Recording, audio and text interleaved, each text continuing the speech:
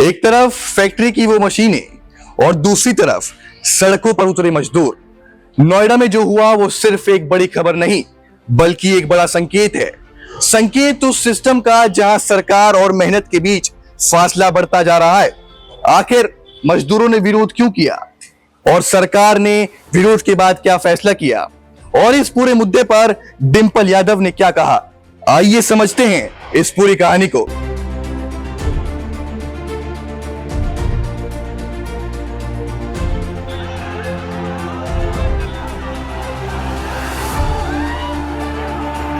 नोएडा एक ऐसा शहर जहां रोज लाखों लोग काम करने आते हैं, जहां फैक्ट्रियों की आवाज ही शहर की पहचान है। लेकिन 14 अप्रैल की सुबह ये शहर कुछ और ही कहानी लिख रहा था। सड़कें जाम थी, फैक्ट्रियों के गेट बंद थे और मजदूर अपने हक के लिए सड़क पर उतर चुके थे।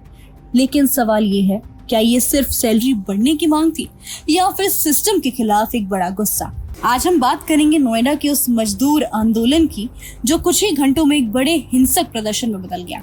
हम जानेंगे मजदूरों की असली मांग क्या थी, सरकार ने क्या फैसला लिया और आखिर क्यों समाजवादी पार्टी की सांसद डिंपल यादव ने सरकार पर सीधा हमला बोला। और सबसे बड़ा सवाल, क्या ये आंदोलन जायज था या कहीं कुछ और ही चल रहा था? Chapter 1, ground reality. सोमवार की सुबह सब कुछ सामान्य था। फैक्ट्रियों में शिफ्ट बदल रही थी, मजदूर अपने काम पर जा रहे थे।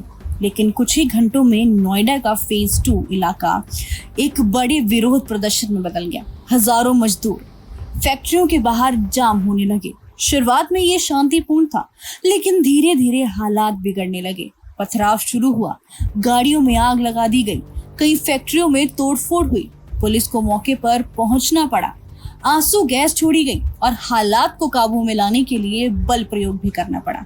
कुछ ही घंटों में यह आंदोलन एक बड़े कानून व्यवस्था के संकट में बदल चुका था। चैप्टर 2, मजदूरों की मांग। अब सवाल ये है, आखिर मजदूर चाहते क्या थे?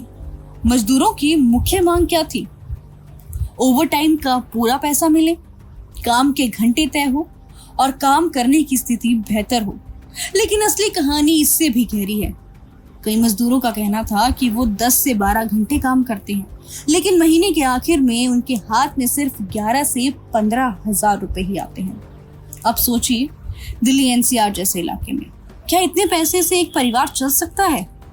किराया, खाना, बच्चों की पढ़ाई और रोजमर्रा के खर्चे, सब कुछ महंगा हो चुका है। यानी मजदूरों का गुस्सा सिर्फ सैलरी का नहीं था बल्कि जीने की जंग का था। चैप्टर 3, हिंसा क्यों? लेकिन बड़ा सवाल ये भी है कि अगर मांग जायज थी तो आंदोलन हिंसक क्यों हुआ? इसके पीछे कई कारण सामने आए। पहला कारण, फ्रस्ट्रेशन।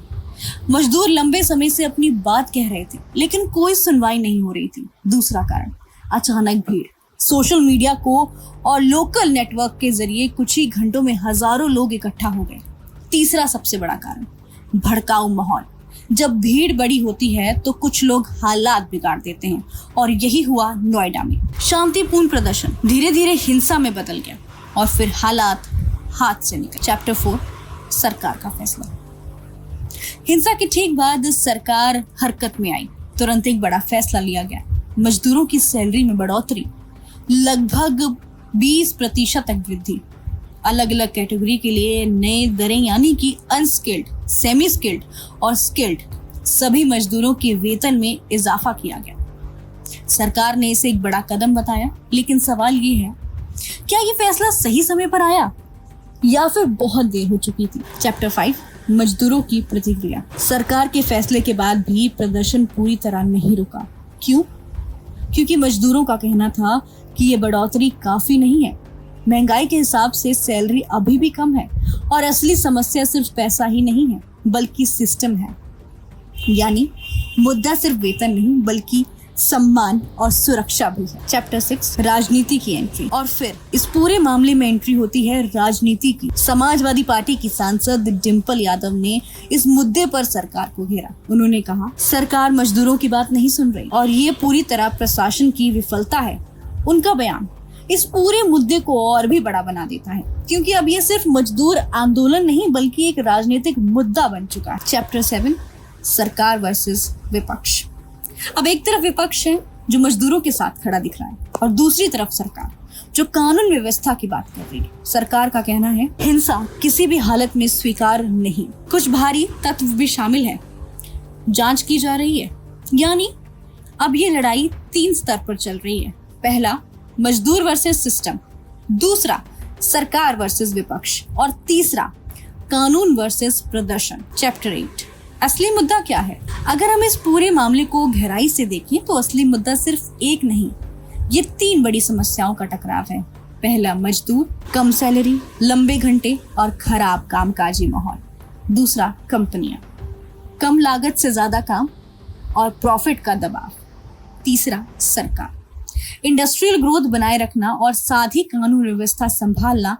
जब ये तीनों टकराते हैं तो ऐसी ही स्थिति बनती है। चैप्टर 9, किसकी गलती? सबसे बड़ा सवाल, गलती किसकी है?